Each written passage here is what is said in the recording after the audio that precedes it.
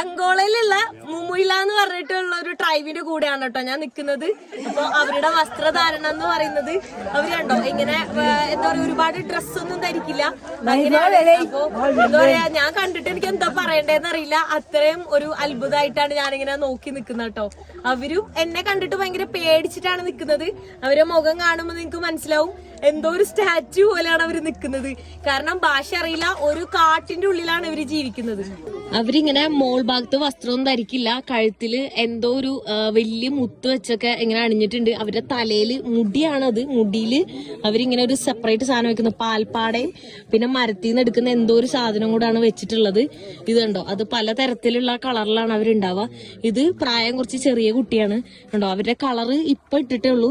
അതുകൊണ്ടാണ് അവരുടെ ആ ഒരു നല്ല തിളങ്ങി നിൽക്കുന്ന ഒരു കളർ നമുക്ക് കാണാൻ പറ്റുന്നുണ്ട്. ഇത് കുറച്ചും കൂടെ പഴകിയതാണ്. അതുകൊണ്ട് അവരുടെ കളർ കണ്ടോ എന്തോ വാരി